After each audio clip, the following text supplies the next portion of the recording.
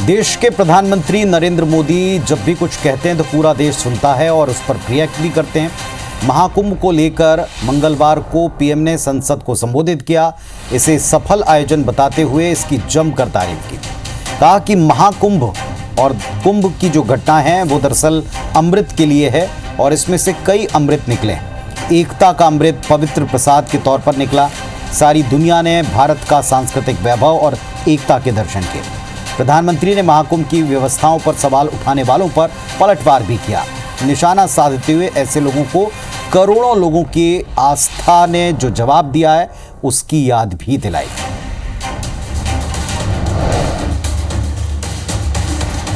महाकुंभ की सफलता में अनेक लोगों का योगदान है। सरकार के, समाज के सभी कर्मयोगियों का अभिनंदन करता हूं। महाकुंभ में हमने हमारी राष्ट्रीय चेतना के जागरण के विराट दर्शन किए हैं। ये जो राष्ट्रीय चेतना है, ये जो राष्ट्र को नए संकल्पों की तरफ ले जाती है, ये नए संकल्पों की सिद्धि के लिए प्रेरित करती है।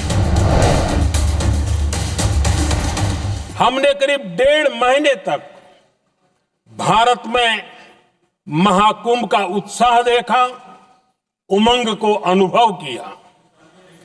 कैसे सुविधा असुविधा की चिंता से ऊपर उठते हुए कोटि कोटि श्रद्धालु श्रद्धा भाव से जुटे, ये हमारी बहुत बड़ी ताकत है।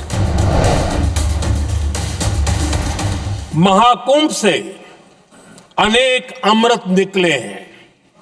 एकता का अमृत इसका बहुत पवित्र प्रसाद है। महाकुंभ ऐसा आयोजन रहा जिसमें देश के हर क्षेत्र से, हर एक कोने से आए लोग एक हो गए। लोग अहम त्याग कर वयम के भाव से, मैं नहीं हम की भावना से प्रयागराज में जुटे।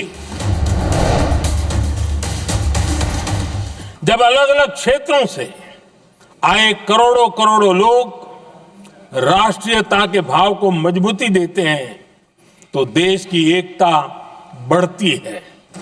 जब अलग अलग भाषा बोलियां बोलने वाले लोग संगम तट पर हर हर गंगे का उद्घोष करते हैं तो एक भारत श्रेष्ठ भारत की झलक दिखती है। अनेकता में एकता भारत की विशेषता है, ये हम हमेशा कहते आए हैं, ये हमने हमेशा महसूस किया है और इसी के विराट रूप का अनुभव हमने प्रयागराज महाकुंभ में किया है।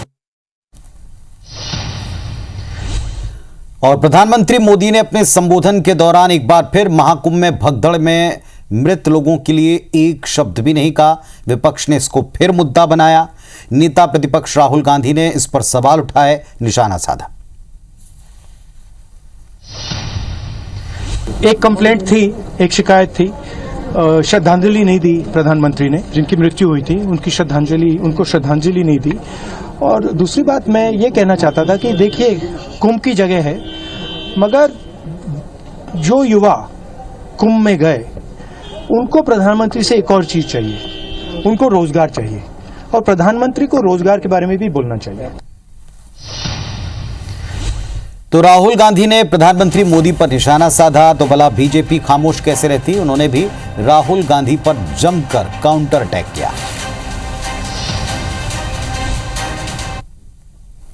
राहुल गांधी जी बड़े बाप के बेटे हैं। ना लोकसभा के नियम कानून से मतलब है।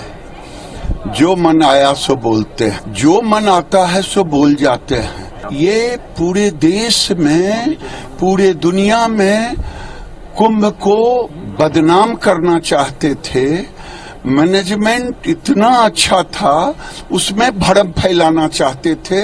माननीय नेता प्रतिपक्ष राहुल गांधी जी की नकारात्मक टिप्पणी पर और कांग्रेस पार्टी और प्रियंका जी की नकारात्मक टिप्पणी पर महाकुंभ इतना सफल आयोजन था।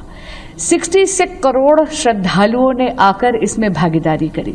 3 लाख करोड़ से ज्यादा रुपया जीडीपी में कंट्रीब्यूट करा है महाकुंभ ने।